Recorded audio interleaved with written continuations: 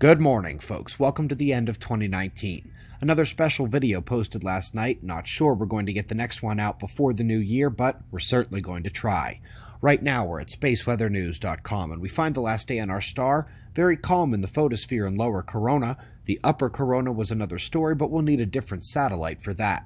First, let's check in on the solar wind, and we find plasma speed beneath 350 kilometers per second, a very calm stream, with the slight variations at that low range being all that's keeping the KP index up off the floor. When we come to Soho Lasco C2, we see Jupiter heading out from behind the Sun, just had its conjunction, and just afterwards we see a stealth CME pinch off to the right as the large transhemispheric coronal fields broaden and release.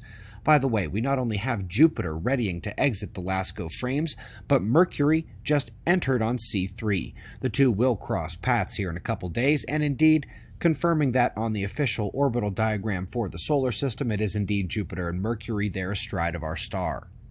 Let's go to Australia next. Can you see the smoke from their bushfires here? They are impressively captured on the Himawari satellite, with the fire temperature showing just how bad things really are. Just one frame towards the end there shows you exactly how terrible of a situation this has become. And while we're down here, there is a major news breaking about a heat blob off the coast of New Zealand. Well, yes, there is an above average water region here, but it's sitting next to a cold anomaly just to the east of it. And there is another large cold anomaly to the west of it in the Indian Ocean. When I pull the actual ocean temps, you can see where true temperature versus temperature anomaly really differ. Yes, we may have some high latitude sea temperature anomalies, but they're nothing like the true range of water temps from equator to pole. Checked in on the solar polar magnetic fields last night, by the way. Their data is up through December 2nd, usually 3 to 4 weeks behind, unfortunately, and best we can tell is that the yellow is set to cross the baseline for a solar polar field's magnetic reversal in terms of those to which the Earth is subject, and that is going to be happening here in the first month of the year.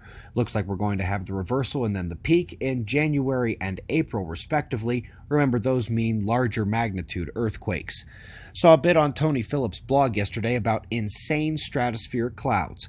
Everyone who has seen it says it is unprecedented, a once-in-a-lifetime event. And until it keeps happening over and over again, that's not a bad description. But it's the chill in the stratosphere that brings them, and we're as cold as you get up there right now. By the way, this has a 5 to 10 year lag and blending, which tends to even out over the 11-year sunspot cycle, but of course the worry is that with the grand solar minimum coming later this century, this will begin to greatly affect the troposphere. And we're off to the oceans, focusing on circulation and more specifically, the North Atlantic, where scientists went out aiming to quell fears of the salinity-driven warm water belt collapse and triggering of a mini ice age.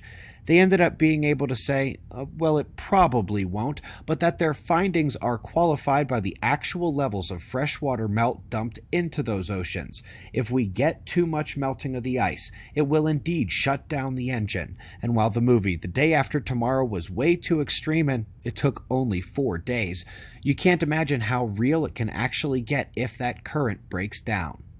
Not wholly unrelated is an open access piece out of Frontiers describing how the way we analyze data leaves us open to extreme events, for which we not only poorly identify the risk, but also the severity of the extremely bad outcomes.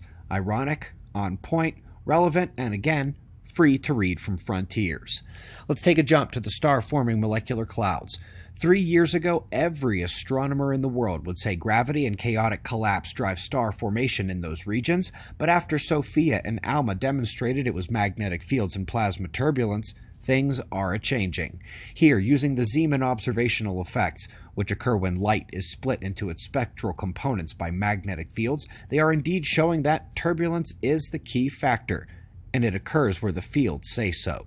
Website members at suspiciousobservers.org. Your 100th Deeper Look episode on the year was actually part 4 of that Other Stars Superflare examination, and right after this news post to YouTube, I will post the last link list of the year for a total of 101. The website memberships are indeed how we keep this ball rolling, how we keep it free for you here on YouTube. 100 extra episodes every year, a new podcast every week, email priority with asking questions, and much, much more. We greatly appreciate your support. there and here. And indeed, otf.cells.com. Today, it's the last day ever to get the PDF of Weatherman's Guide to the Sun 2nd edition. It'll disappear tomorrow, with the 3rd edition coming in a few months.